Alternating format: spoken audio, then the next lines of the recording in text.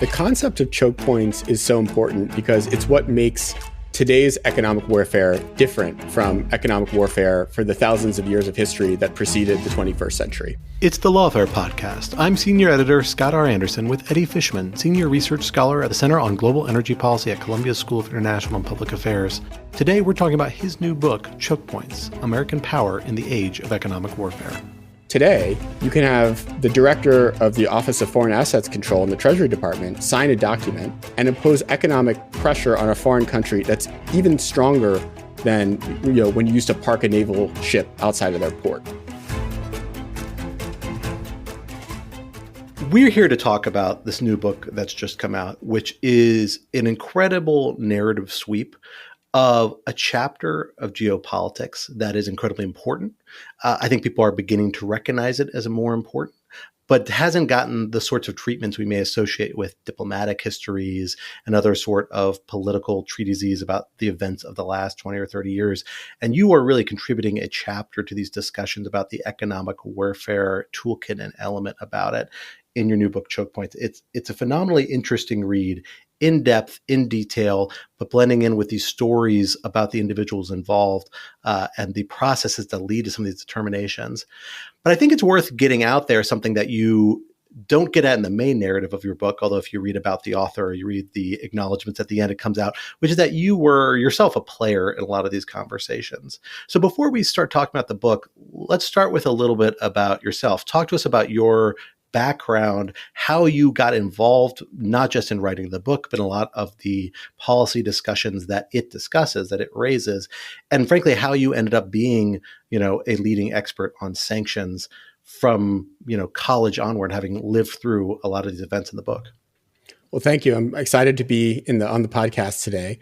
So the story for me, at least, starts when I was in college. This is in the mid-aughts, the mid-2000s. So right after sort of the U.S. invasion of Iraq, several years into the war in Afghanistan, and I was studying history and international affairs. And in my coursework, we learned that we were living in a unipolar moment, that the United States was the most powerful country on earth and potentially the most powerful state we've seen in history since ancient Rome.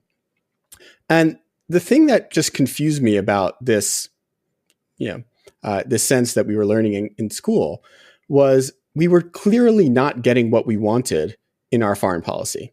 The wars in Iraq and Afghanistan were not going well.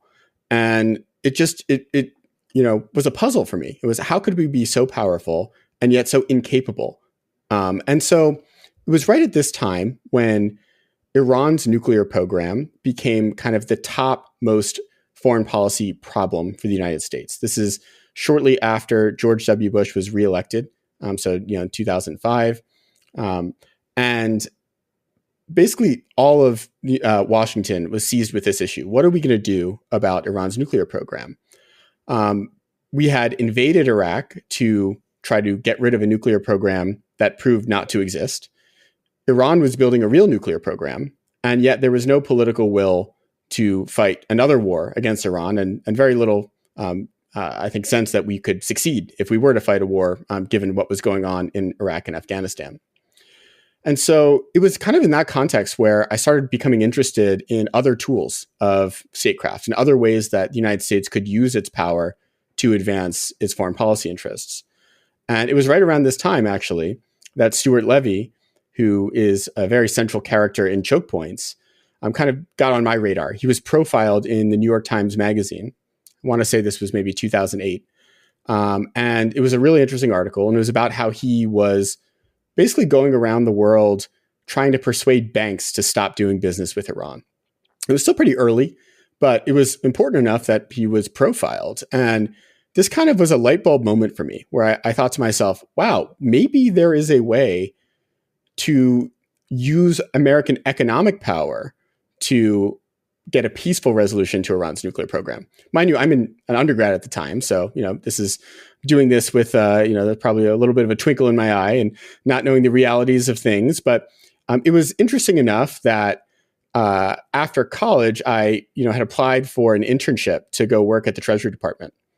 and was lucky enough that by sort of a random circumstance got on the radar of a person named David Cohen, who became Stuart Levy's successor, who invited me basically to go be his special assistant. So my first job in government was I started a week after graduating from college and got to work directly for the person who runs sanctions policy at the Treasury Department, the Undersecretary for Terrorism and Financial Intelligence. And that wound up sort of just being my entree into this world. Eventually wound up going to work at the State Department, where I was lucky enough to serve on the Iran sanctions team at a very pivotal moment when Rouhani was elected in 2013 and up until the time that we got the first Iran nuclear deal in November of 2013 that froze the nuclear program. And then the next year when Russia invaded Ukraine and annexed Crimea, we didn't have a Russia sanctions program. And so, as a young person at the time who was willing to work very long hours, I sort of threw my hand up in the air and said, hey, I'll do this. And was lucky enough to then be able to help create that initial Russia sanctions program and negotiate them with the European Union. And then so the final sort of chapter of this is, through the end of the Obama administration, I wound up serving on the policy planning staff. So working for the Secretary of State, where I covered economic statecraft and sanctions issues more broadly. And then after leaving government, it just occurred to me that we really needed to increase understanding of these issues amongst the foreign policy community. And so that's when I started working on designing my class that I teach at Columbia, the School of International and Public Affairs, Economic and Financial Statecraft, which I've been teaching now for the last several years. So I really think the focus of your book, which you get from the title, this concept of choke points, really is something that comes out from that practitioner's perspective.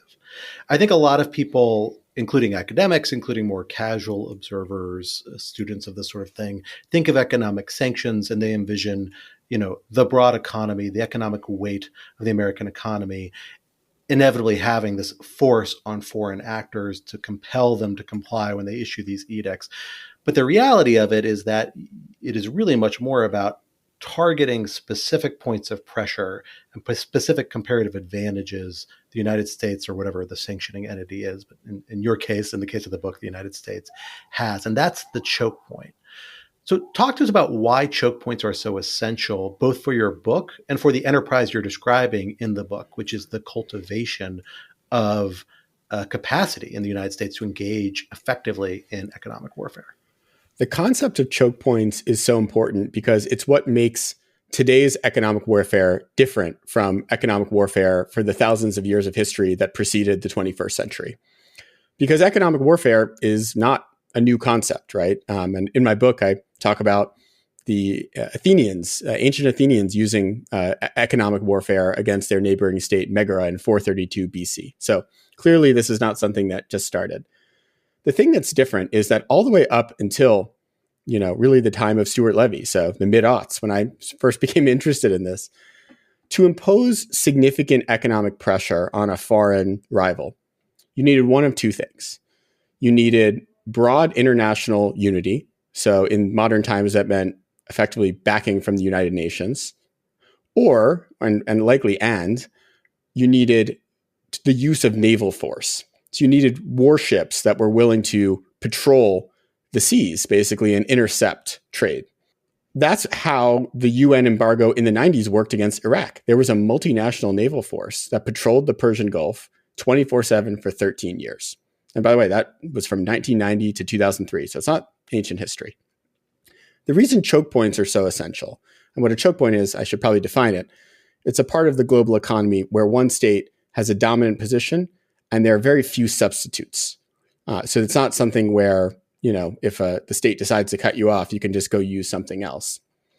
The reason choke points as a concept is so significant is that it allowed the United States government to take the choke points that are under the United States control. And by the way, there are some that are not under US control, namely the US dollar, but also advanced semiconductor technology, parts of the oil supply chains, and use basically the legal power of the American state to deny access to that choke point to a foreign actor.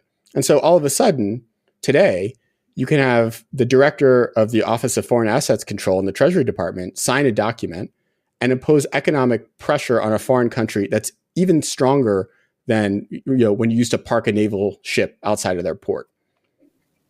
So the book has a very fascinating historical scope, I think. Like any good sanctions history, you do start with the Megarian Decree that you referenced already. I think that's always the good starting point. But you actually do away with isn't fair. You actually cover basically all of American history up until, and world history up until 2010 in the first 100 pages.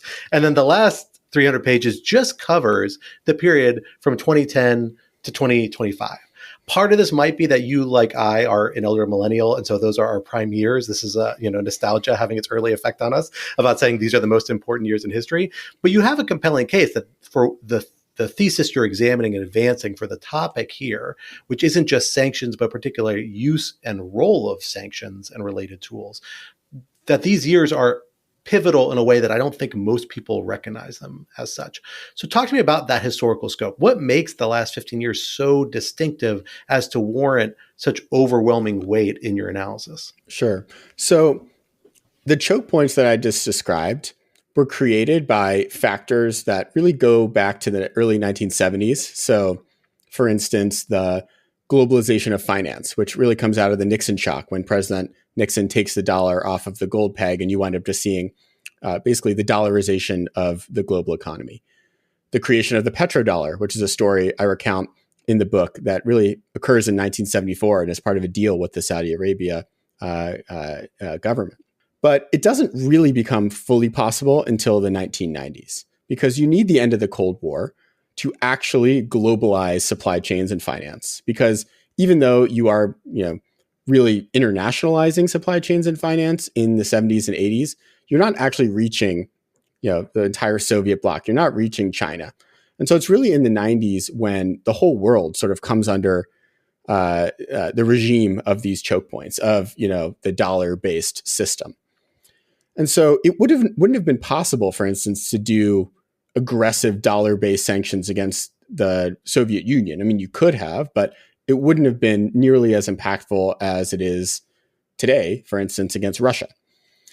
And so what the result of sort of this one thread, which is the hyper-globalization of the 90s, plus a critical other thread, which comes through sort of in the latter 3/4 of the book that you mentioned, which is this growing legal regime in the United States that penalizes violations of sanctions, that effectively conscripts banks as frontline infantry in American economic warfare.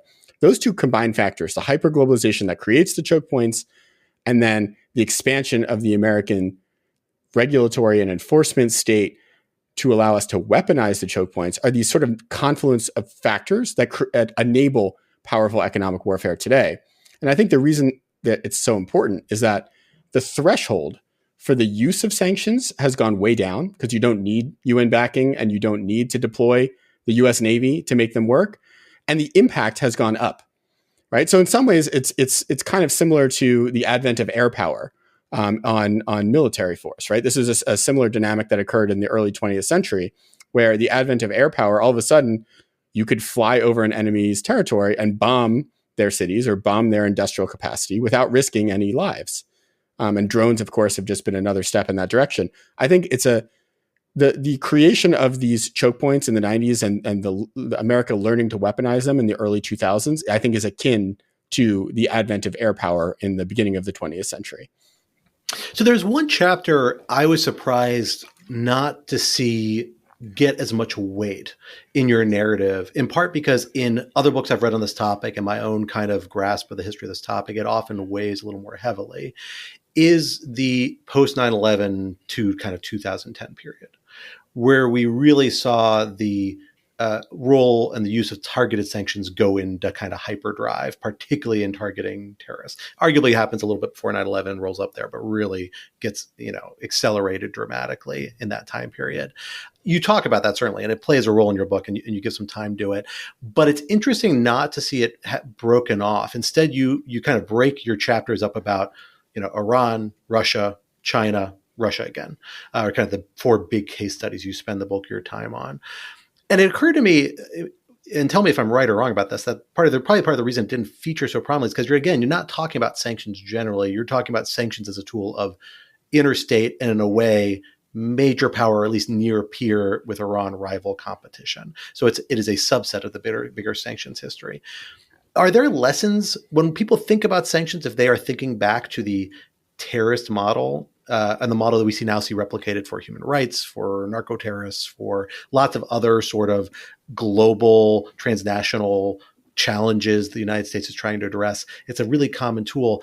What differentiates those application of sanctions from a state-to-state application in a meaningful way that might make the experiences and lessons from that first context maybe more problematic or not translate so directly in the second context? Why does that not deserve as much attention? And why is it better to focus on the real state-to-state case studies as the real places to learn how this type of diplomacy operates? I was very conscious that the name of my book is Chokepoints: American Power in the Age of Economic Warfare. Economic warfare is what the book is about primarily. It's not just about sanctions. It's about sort of the whole toolkit of the whole arsenal that the United States uses to apply economic pressure on foreign governments. And the way I look at the immediate years post 9/11 and the Patriot Act and the really whole of government effort to constrain Al-Qaeda's financing is that it's important prehistory for the narrative I'm trying to tell. And the reason it's prehistory that is relevant is because that is when you see some of the arsenal itself be built, right? The Section 311, for instance, was created in the Patriot Act probably because there was a thought that it could be used against terrorist groups or countries that were supporting terrorists. It winds up being used against a North Korean bank in 2005, which is sort of the aha moment for many of the people working at the Treasury Department, that you can use targeted sanctions very effectively to isolate other countries economically and financially. The reason I chose to focus on Iran, Russia, and China is not just because they are the three largest and most important countries that the United States has waged economic warfare against. It's also because, in my view, those three episodes, or they're really four, because I break off the second Russia sanctions from 2022 to present as its own episode, because I think it is distinct for reasons we can discuss, is because it were really in those four episodes where the American economic arsenal evolved and innovated, and we built new weapons. Most of the weapons that we're used today really do date to the Iran sanctions. They weren't things that were conceived of in the campaign against Al-Qaeda, for instance. Then in the 2014 Russia sanctions, there's a whole new group of tools that's created and a new paradigm that then winds up being reused against Venezuela and other countries. And then, of course, during the first Trump administration, the export controls against Huawei and the foreign direct product rule is its own sort of innovation, kind of a way to do extraterritorial export controls, kind of the secondary sanctions of export controls.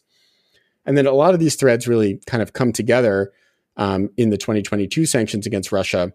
And you see even more innovation with the advent of the price cap, for instance. And then, not only immobilizing Russia's central bank reserves, but then using them basically to finance loans for Ukraine. So if you look at the other sanctions programs that the US has, even important ones like Venezuela, the ideas that are used in those contexts really originated from one of these kind of three tentpole sanctions programs.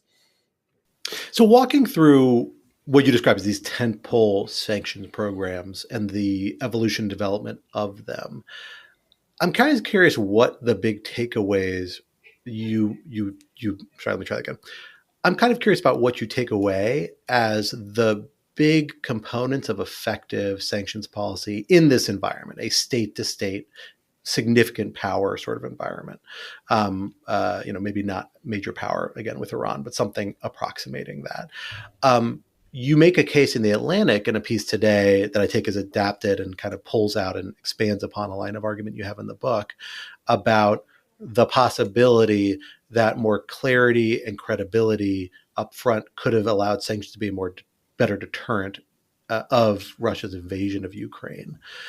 And it kind of gets at a challenge that when I interviewed some folks about, I think Julia Friedlander, if I recall correctly, the person who coined this anecdote, she was describing at the time the challenges of, ramping up economic countermeasures to match the tempo of the battlefield and how challenging that was. What are the components, if that's the sort of environment we expect we may deal with in the future? And you flag that in this book. I mean, in the case of Ukraine, we had 5 months of warning. In the case of an invasion of Taiwan, we might have 2 weeks or less potentially. What are the lessons to take away that we need to put in architecture to actually be able to use these tools effectively moving forward? Yeah. I think that a key point that came out of my research for this book is that we have seen the exponential growth of the use of American economic warfare over the last 2 decades. And the state apparatus to back it has not grown in pace, basically. You don't have a purpose-built institution in the United States for the planning and deployment of these tools. I had the good fortune during my time at the State Department to do a detail assignment to the Pentagon, where I worked for General Martin Dempsey, who was the chairman of the Joint Chiefs of Staff. And I was on the team called the Chairman's Action Group that does strategic planning at the Joint Staff. And it was just remarkable to me, the level of rigor that the U.S. military and Defense Department puts into planning for every contingency you can imagine, including Taiwan, right? This is they're not only have plans for what to do in different scenarios, but they practice them. That is what a military exercise is. We don't do any of that for economic warfare. And so, the norm is when a crisis happens is just for everyone to kind of scramble to the situation room, spitball about different sanctions options with very little analysis that goes into it. To the extent there is analysis, when I'm saying analysis, economic analysis, it's almost always excessively cautious because, you're dealing under intense time pressure and the costs of getting things wrong seem pretty high, especially if, you're deploying a sanction against Russia or China or Iran for that matter, that could spike oil prices and lead to inflation in the United States or something that is going to be very bad. And I think that it's just well past time for us to take economic warfare more seriously as a nation. And I think that sort of the basic thing to do is to fund OFAC and BIS at Commerce more generously. But I don't think that's enough. Like, I think even if you were to just fund them more, I don't think it would deal with the fundamental problem. I think in the ideal scenario, you would have a government department that does economic statecraft. And other governments, by the way, have moved in this direction. You have a cabinet level minister for economic security in Japan.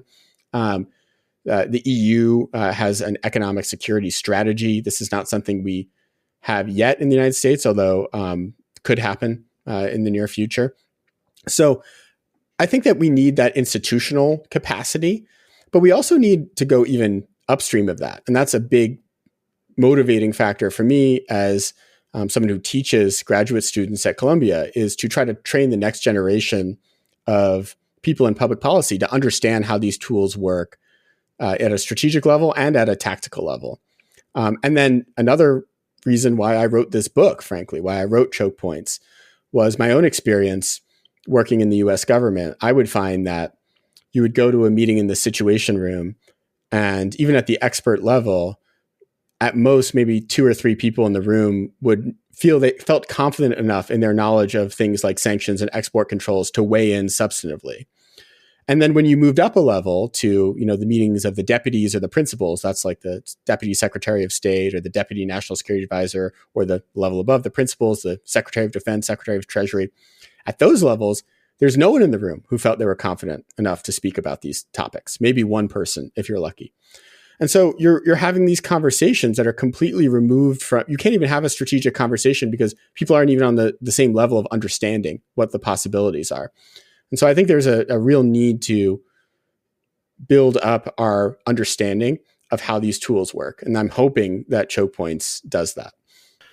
To the point you raise about the lessons learned from this most recent chapter, I think is particularly interesting because in a lot of ways, we're still living through at least a lot of the lessons of that chapter.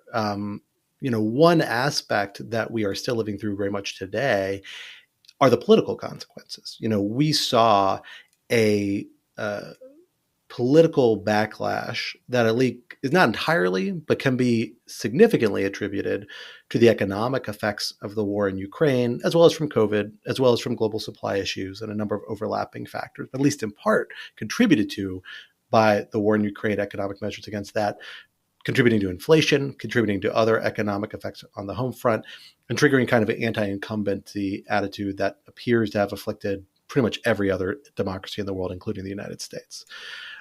Is that a sign of weakness about the ability of democratic governments to engage in economic warfare?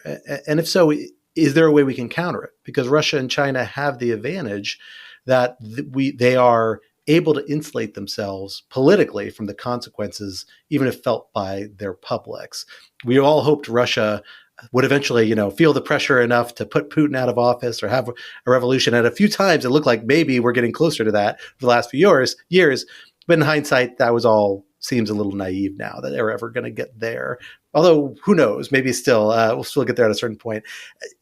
How do you balance that risk, the backlash effect that is unique? That's a unique aspect of not just state-to-state competition, but true major power economic warfare. Iran, limited measures against China, they never implicated that. But this latest chapter with Russia, as close we've gotten to all-out warfare, and we really felt it back at home in a way that's very disruptive. So how do you counter that? How do you account for that? I'm so glad, Scott, that you asked this question.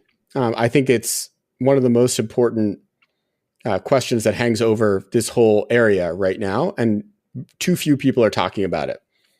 I think that there's almost an irony that cuts across the broad narrative of my book, which is a major reason that the United States launched what I call the age of economic warfare in the time of Stuart Levy was because military force had lost its political support, not only in Washington, but also across the United States, to the point where, I think even had George W. Bush during his second term made the case to the American people that we should be invading Iran to get rid of their nuclear program and install a democratic government, you would have had substantial opposition on both sides of the aisle to that kind of idea.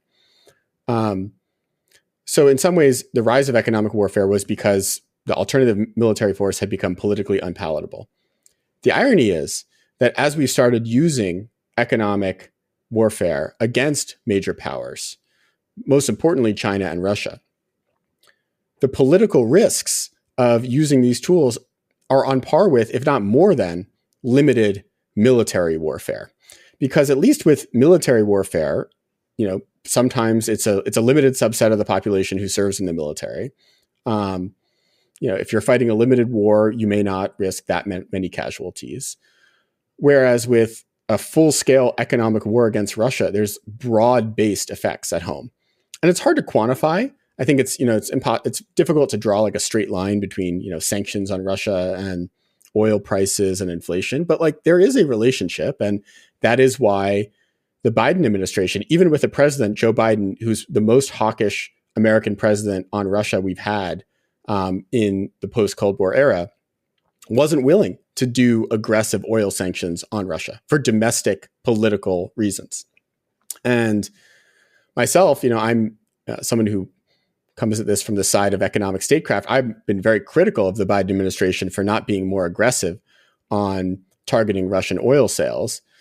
But at the same time, Kamala Harris lost the election probably in large part because of really high inflation. And so they were right, probably, that this was a big issue.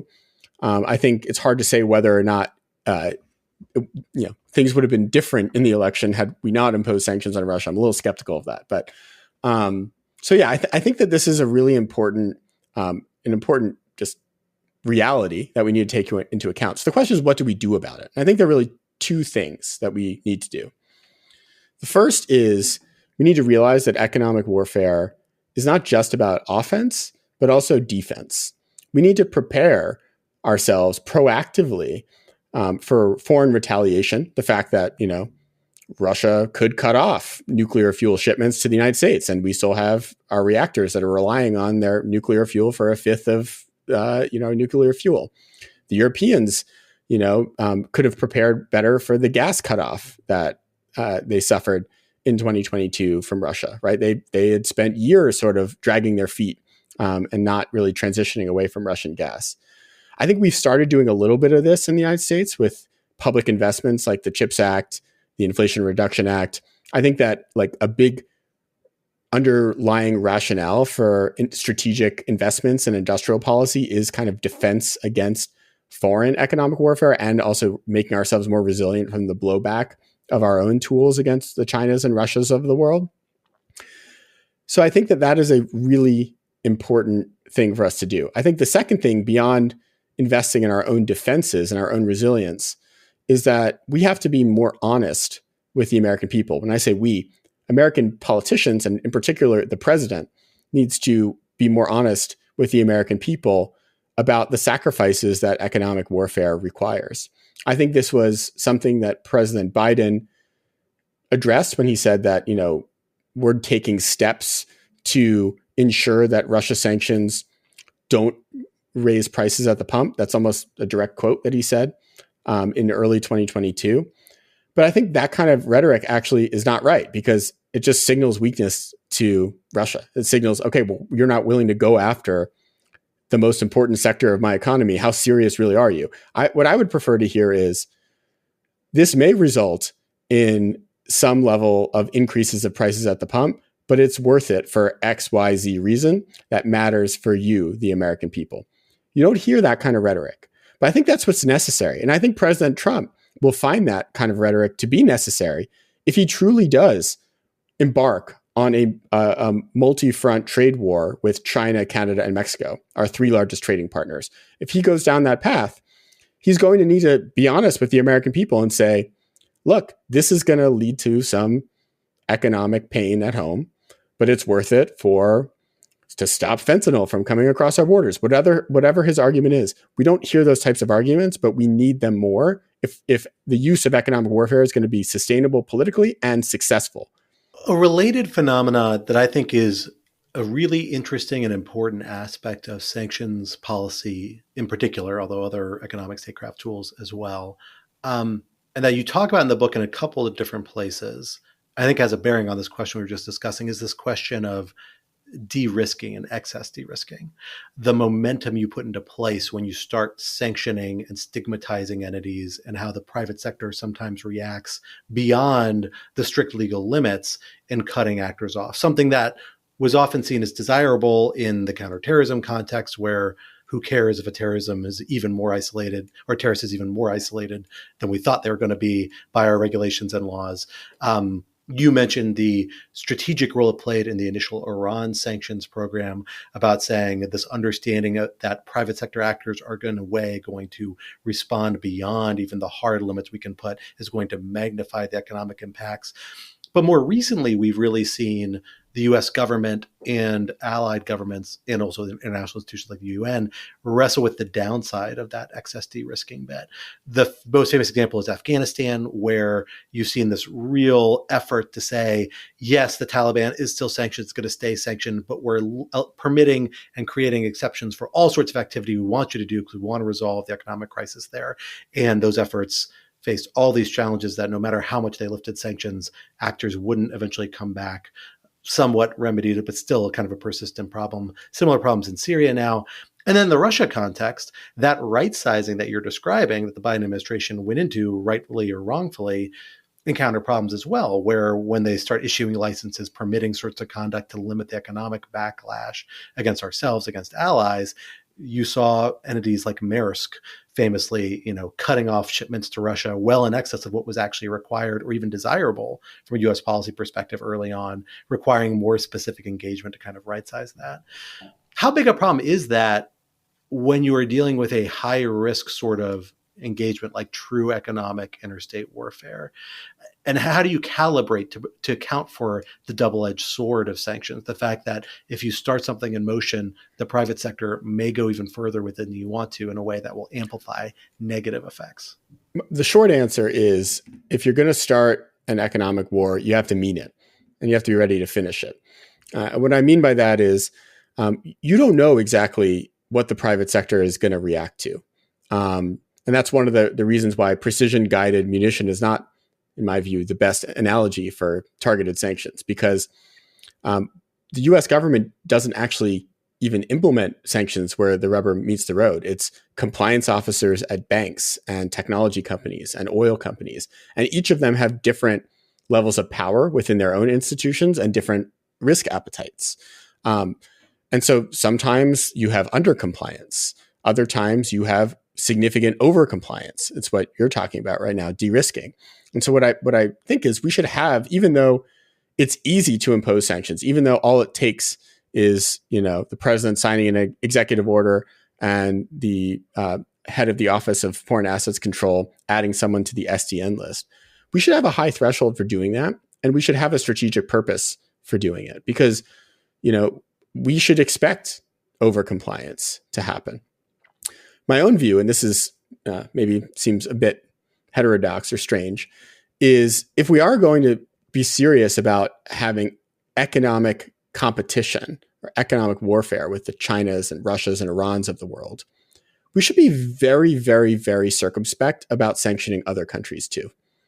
I think there's probably at least a dozen sanctions regimes that we could get rid of that would do much more good than harm if we just literally excise them from the books.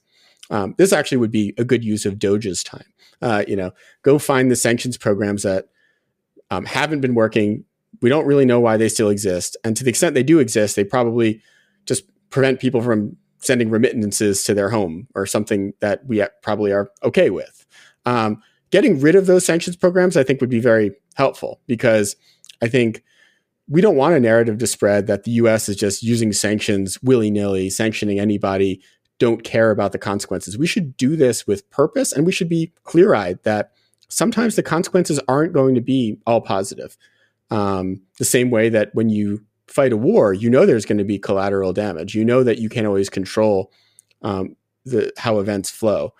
And so I think that would be my answer, which is I don't think there's a way necessarily for us to make the tool more precise. We're not going to send U.S. government officials to be the compliance officers at every bank so that they're reviewing every transaction and deciding which are good for the U.S. And which are bad. So I think we need to just be more circumspect in our use of sanctions. And when we do decide to use them, the flip side of this coin of being circumspect is when we do decide to use them, go big. Go and try to achieve what we want to achieve and don't look back. So this question that you raise about how the narrative we spread is perceived by others in the international community and the impact that has on compliance, both among companies and also among states, really gets into another aspect that's been a big focus of sanctions conversations for the last few years and played a major role in the last round of Russia sanctions. That is the centrality of multilateralism. Obviously a major effort was made to put Europeans not only at the center, but in a lot of ways at the forefront of Russian sanctions, sometimes a little bit more for optics than for reality, but nonetheless to make clear this was not only a multilateral, but a substantially European-driven effort to push back on Russia's invasion of Ukraine. We know the Treasury Department and its strategic review of sanctions policies issued, I think, 2 years ago now under the Biden administration, highlighted this point that multilateralism is really an important element of the sanctions tool. How much is that true for this particular application of sanctions and other economic statecraft tools for the state-to-state competition element? Is multilateralism an essential component, at least for the United States or for all countries, or is there reasons why it might be overstated its centrality? So I think the answer is that multilateralism is extremely important, but for not the reasons that people think it is. I think the mainstream view of this is that you need multilateralism to make sanctions effective in terms of their economic impact on a foreign government. So the argument would be, if the U.S. does unilateral sanctions on Russia, then a European company will just backfill the work of a U.S. company. And the result will be that Russia is the same, the European company is better off, and the American company is worse off. And so we're the only loser in that scenario.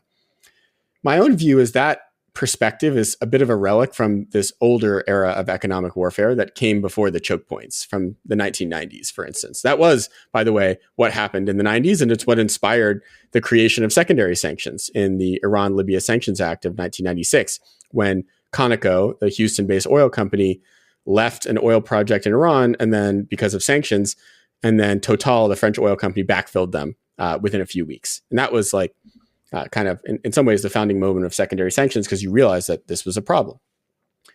Because of the choke points we discussed earlier, and the use of things like secondary sanctions, the US has the unilateral power to impose devastating economic harm, even without any international support. And the proof point of that is the Trump maximum pressure sanctions on Iran, where Trump tears up the JCPOA in 2018, reimposes the Obama-era sanctions without any international support, and in fact, with a direct international effort to undermine the sanctions, right? You have the British, French, and Germans create a platform to facilitate European trade with Iran and evade American sanctions, which is really remarkable. And I hope people remember that now. And it didn't matter. Iran's economy went into free fall again. And so I do think that America has tremendous power to impose unilateral economic pain on foreign countries, similar to our unilateral power in the military domain. The reason multilateralism is important is because economic pain is not an end in and of itself. It's a means to an end. And I think you need multilateral coalitions to achieve big diplomatic victories. So if you go back to the Obama administration, the Obama sanctions on Iran had a multilateral component, but the most important parts of them were unilateral. The oil sanctions that wound up locking up over $100 billion of Iran's oil revenues in overseas escrow accounts was a unilateral sanction imposed by Washington. And it worked.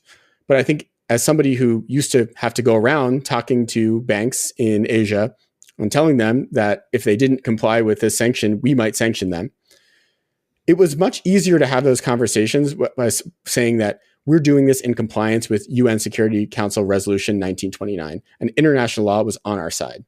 And I think it made compliance much easier and also built support, frankly, for the nuclear negotiations, which were backed by the P5+1, the full weight of the international community. The second reason that multilateralism is important, and this is a lesson I haven't really seen talked about many places, although I keep trying to put it out there, so hopefully it'll stick after this conversation, is that it's the only way that we can preserve our control over these choke points. If the US is just doing unilateral sanctions run amok, you will see everyone hedge against the dollar, against key American technology companies, and start building alternatives. I think one of the most interesting contrasts that I sort of pulled out in my research is in 2018, Trump, really not without thinking about it, just under pressure from Congress because Trump had done nothing on Russia sanctions. They passed a law telling him to impose sanctions on Russian oligarchs. He hadn't done anything. Sort of randomly just imposes sanctions on Oleg Deripaska, who owns an aluminum company called Rusal. And Rusal basically is on the brink of collapse within a few days of this. And aluminum prices skyrocket. And Trump basically winds up ignominiously backing out of these sanctions without getting anything from it. The thing that people talk about less is that in the wake of that, the Russian central bank took all of its dollar holdings and moved them into euros primarily, but also RMB and gold.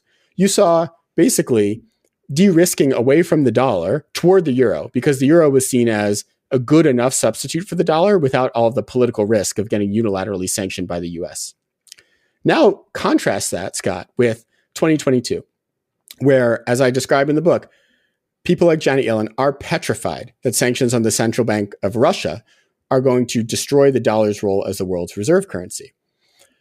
The difference is Biden successfully gets all the other key issuers of reserve currencies, so the euro, pound, and yen, to go along with these sanctions. And so it's not just the US sanctioning the central bank of Russia, but the US and its allies. And as a result, what have we seen since 2022? The use of the dollar in international finance has skyrocketed. It's gone up since the central bank of Russia sanctions. And it has taken away share, for instance, in international payments from the euro. And I think it's because countries that had been sort of using the euro for their trade or using the euro for their reserve allocations and doing it potentially to hedge against the geopolitical risk of getting sanctioned by the US started realizing, well, the euro and the dollar have the same geopolitical risk, and there's way better investment opportunities with the dollar, and the dollar is way easier to use. So I think if we're going to preserve American economic power, we better do multilateral sanctions. So that leads up to the other big issue that is always hanging over sanctions policy, which is this phenomenon of people leaving the dollar, the de-dollarization fear that Janet Yellen was concerned about, that it's still an ever-present concern. In the book, I think you point out what I think reflects the conventional wisdom, which is that there's not much evidence we are near a turning point yet in terms of the dollar losing its dominant role. Little other competitors are chipping around the edges, popping out, but none of them really have a grasp or becoming a really, really big market share. So what does that tell us about how that risk should be priced into how do we approach a lot of these policies? It's one of these things where the costs are so substantial and potentially irrecoverable when it happens that I think it really does psychologically weigh extremely heavily on policymakers and observers alike. Because the idea is that once you drive all these other actors to an alternative remedy, once you make the choke point too tight and the water just begins to flow around it, it's hard to guide them back through that initial channel. But what are the indicators? How do we know when we're getting too close to that? How do we calibrate to avoid becoming that last straw that breaks the camel's back? So no choke point is immutable. They come and go. They rise and fall. Currencies rise and fall. So I think at some point we will see a real alternative to the dollar. I think that people have sometimes not imagined the real plausible way that this could happen and what the threat would be. Because I think sometimes people say, oh, well, the RMB is so far from having the same benefits of the dollar, right? There are capital controls in China. You can't get your money out of the country. So what are you going to do with a whole pile of RMB? What they don't realize is that there's another way that the dollar could be undermined. And I think it's the more plausible way, which is that there's not a replacement, but something totally different, like an alternative or a parallel that develops. And I think that's what's happening right now. I mean, you've seen China launch a central bank digital currency a couple of years ago. And I think the explicit goal of this digital currency is to get around the choke points in cross-border financial networks, such as correspondent bank accounts in the United States. You've seen China develop a platform called mBridge that they initially developed in association with the Bank of International Settlements. I'll mention BIS actually pulled out of this project a few months ago. The goal being to build a coalition of countries that includes Saudi Arabia and several others to clear transactions using their own central bank digital currencies and not using the dollar at all. So I think that the real risk we have is that these infrastructures develop sort of in parallel with the dollar. And then in some sort of crisis moment, say a Chinese quarantine or invasion of Taiwan, countries around the world are left with a choice, which is, what do we do? How do we continue trading with China if they're going to be cut off from the dollar system? And this is a serious, dilemma that will face countries because 120 countries in the world count China as their number one trading partner. So it's not like they're just going to say, well, we can't trade with China in dollars, so we're not going to trade with them anymore. And I think in that kind of a moment, if you have a digital RMB or an mBridge that are at scale and ready to be used in a reliable way, it will significantly undermine the value of American sanctions. And I think that that's why we need to pay attention to these types of projects. I think on a much more micro level, you saw Russia do something like this, where in 2014, they passed a law onshoring all of their domestic payments processing and created NSPK and the Mir payment card network. And as a result, even right after the invasion of Ukraine, the big invasion of Ukraine in February 2022, and Visa and MasterCard pulled out of Russia, Russians who held Visas and MasterCards continued to be able to use them because the payment infrastructure was all based inside Russia. And so I think that's the real risk, and that's something that could happen at scale. I think the way to mitigate it, the way to get around it is, first of all, be multilateral, sort of as I said before. It's not that you shouldn't use sanctions. It's just when you do use them, have a good reason and work with the issuers of the other reserve currencies so that, you're not inadvertently pushing everyone toward the euro or the yen or the pound. And second of all, I think take seriously these emerging threats like the digital RMB and mBridge. And what do you do about them? I think with the digital RMB, I do think central bank digital currencies are going to be a thing. And so we could either just sit on the sidelines and do nothing about it, or we could issue our own central bank digital currency, which I think would probably be a smart move and a way for us to cut the digital RMB off at the knees. For some of these other infrastructure plays, like China's cross-border interbank payment system, currently US banks are allowed to participate. Does that make any sense? I'm not so sure. I mean, this is their alternative to SWIFT. These networks rely on network effects. You need more, they're only valuable if more banks are part of them. I think it'll be much easier to discourage banks from joining them now when they're in their earlier stages than it will be 5 to 10 years from now when they're only half as big as SWIFT and they're really important. So I think we need to take these things seriously and potentially impose regulations that make it harder for global financial institutions in places like New York and London from participating in them.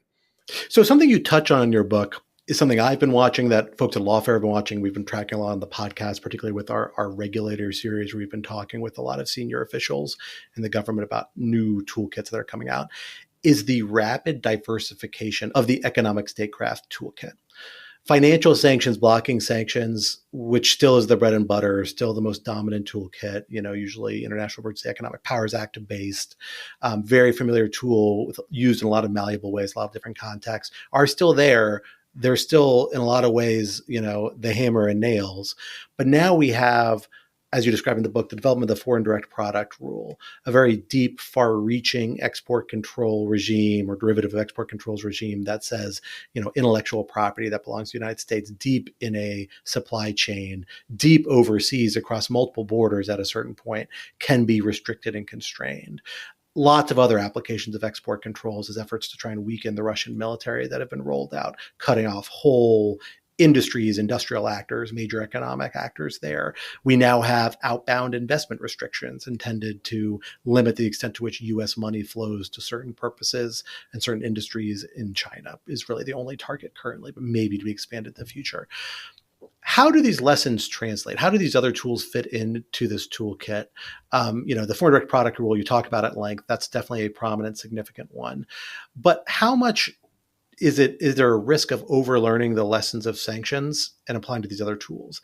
In particular, I have the strong sense that a lot of policymakers and a lot of observers think when you deploy these new regimes and you put a sanctioned entity, a targeted entity on a list, that will take care of itself, and enforcement becomes automatically at the end of that.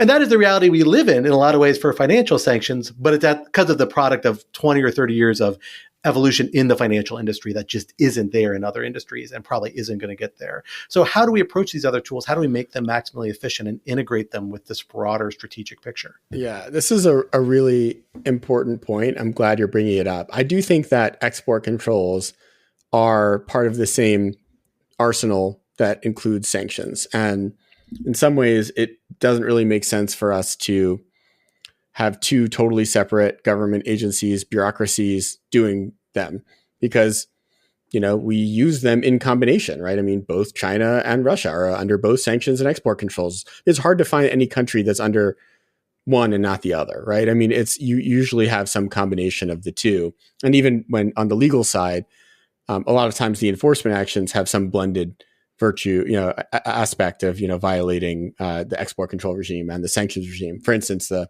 famous Huawei case with Meng Wanzhou, I think, was both sanctions and export controls. So I think that the thing that gets missed, though, and I think Washington has gotten a bit giddy about export controls in particular since the FDPR in 2020 against Huawei. And then this, of course, was expanded to all of China in 2022 during the Biden administration. The thing that gets missed, I think, is that you don't have the infantry yet. As we talked about before, the infantry in American economic wars are people at companies. They're human beings who are making risk decisions at a bank, at a tech company, at an oil company. And those risk calculuses differ by industry. In the banking sector, there used to be a sort of very low, let me restate that. In the banking sector, executives used to be willing to take a lot more risk about dealing in sanctioned jurisdictions. That's why you saw, for instance, BNP Paribas blatantly violating American sanctions. They didn't think it would matter. They thought that the benefits would outweigh the rewards. They didn't think they would get penalized. Lo and behold, they're fined $9 billion in 2014. It wiped out their entire net income from the year. I think it takes that track record of enforcement to conscript the banking sector into becoming effective infantrymen in American economic wars. That has not yet happened for Silicon Valley or for big oil. And in fact, I dealt a lot with the oil sector, with the Iran and Russia sanctions in the 2010s. And one kind of lesson I had dealing with some of these oil companies is that the way that we think about risk calculus for a bank CEO is basically flipped for an oil executive. If when the US imposes export controls on Russian Arctic offshore and shale oil projects, which is what we did in the summer of 2014, if at that first sign of danger, Rex Tillerson, who's the CEO of Exxon at the time, decides he's going to pull out of his major joint venture with Rosneft, all of a sudden, all of these other high-risk jurisdictions where you need to drill for oil look at Exxon and say, wow, these guys are not reliable. They're going to run at the first sign of danger. You cannot succeed as an oil executive if you're not willing to make risky bets in countries that don't have strong rule of law, that don't have necessarily the most reliable governments. And so in some ways, it made sense that Exxon kind of played a game of chicken with the US government in 2014. And it took explicitly making their project in Russia illegal to get them to exit the country. With the Silicon Valley companies right now, who are the ones who are supposed to be implementing the export controls, they're in a very difficult spot because China is a giant market for them. They don't have anything like the experience with being fined big amounts that affect their actual financial performance. So they don't have the investments that have been made at banks to even do export control compliance if they want to. And then on the US government side, it is a bit challenging to, on the one hand, say that the American semiconductor industry is so strategically important that it deserves $52 billion worth of taxpayer money. And then on the other hand, say, hey, actually, we're going to fine you $10 billion because you sold chips to Huawei in violation of export controls. So I think it's really tough. Do I think we'll get there? Possibly. For all we know, there's somebody squirreling away at the Justice Department right now and has been for several years working on a massive fine that's just going to change everything in this industry. But I think until that happens, until, Jensen Huang or these top CEOs realize that if they don't comply to the letter of the law and maybe even beyond the letter of the law, they're risking their financial performance, they're not going to be effective infantry. So we're just about at time, but I want to close with what you close with in your book, which I think is a really useful heuristic for thinking of the trade-offs of this particular moment. You describe it as the impossible trinity, as kind of one of these classic models that I feel like you see in a lot of undergrad poli-sci classes, kind of like the 2x2 grid. This is the triangle of which you can only have two sides, right? And for you, that triangle is economic interdependence, economic security, and geopolitical competition. Two of those can coexist. Three of them together cannot. And right now we're in an era where we have economic interdependence and geopolitical competition, but economic security feels lacking. And maybe one day we'll drop economic interdependence and then we'll have security and geopolitical competition. But then without economic interdependence, sanctions, a lot of these other tools stop working. And you end on a very pessimistic note, a little bit of an apocalyptic note, where you point out that seems like the easiest trajectory from here, from this moment of this age of economic warfare we're living in, is for that economic interdependence to begin to fade out. Because we, live in an era of pendulum swingings, of thermostatic responses, and we were in an era of extreme economic interdependence a few years ago, and we've just been on riding that pendulum back the other way since. And it's going to be a while probably before it hits the end of its swing and begins coming back in a different direction.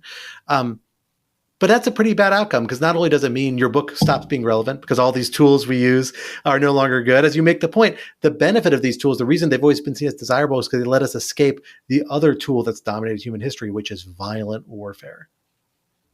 So if you were in the position, and you are through your book, and you may yet be again more directly, in a position to advise senior policymakers, the president, whoever it may be, or foreign leaders, weighing this question, saying, how do we approach this coming era for the next 15 years? How do we approach it? Do we just accept that economic independence is going to fall away? Or are there steps we should be taking to try and, against all odds, keep all three legs of the stool in place to some extent moving forward? So I think there's some irony about the fact that I decided to end the book on the impossible trinity, because the whole idea of the book, and honestly, the way that I think about the world, is really less through frameworks and more through individuals, decisions, how people act. Because my own view of history is that people make history. And that's why I decided to write Chokepoints as a narrative history told through the eyes of the individuals who are actually shaping the age of economic warfare. And I didn't start writing this book thinking I'd end on the impossible trinity. The last thing I wrote, the very last thing, was this conclusion. And I remember walking around thinking, how do I end this book?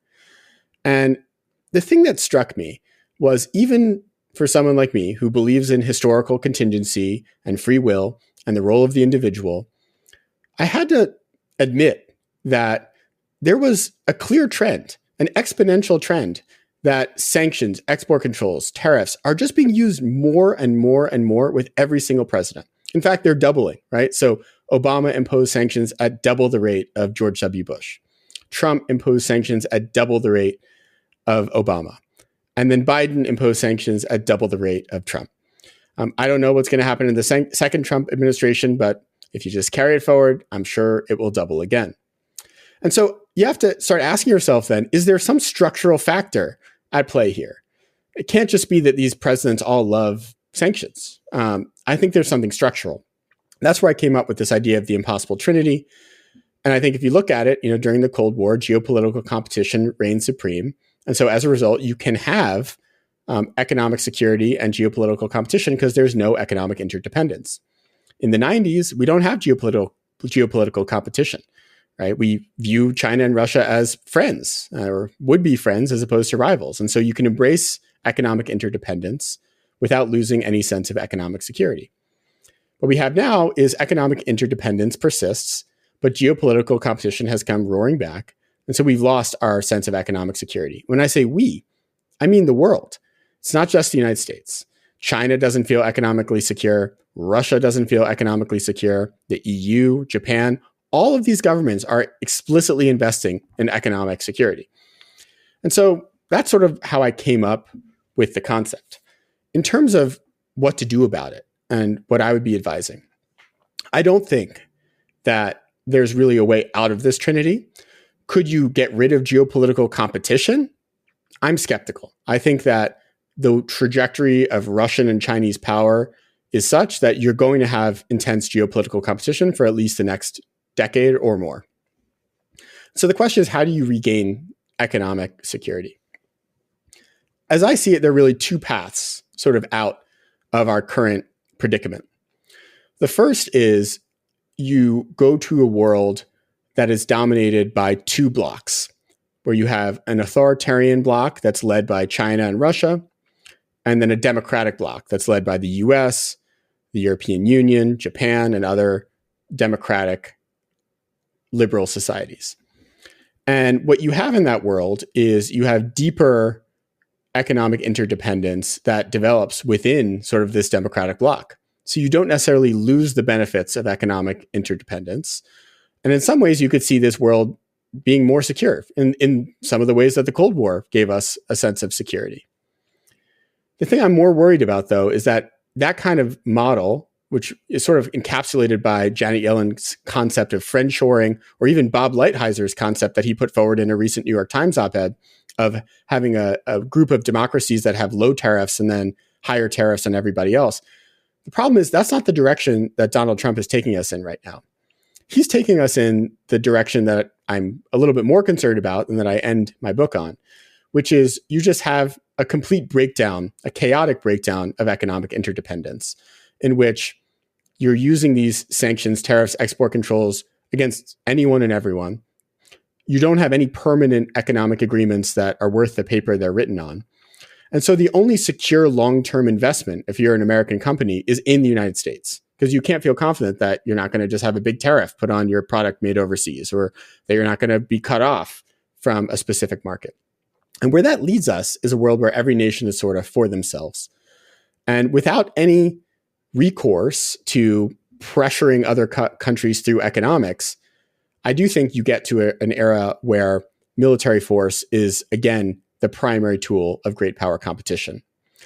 And beyond that, what history has shown us is that when states can't secure markets through open trade, that is when the temptation for conquest and imperialism rises. And I think you see echoes of this when Trump says that he wants to seize Greenland for its mineral resources. It's this perspective that you can only feel confident obtaining specific resources or having access to a market if you physically control it. So I think that's the darker future. I certainly hope that we wind up in this first road that I mentioned. Well, we will have to leave the conversation there for now. But Edward Fishman, author of Chokepoints, American Power in the Age of Economic Warfare, thank you for coming to join us here today on the Lawfare podcast. Thanks so much for having me on. It was a really fun conversation.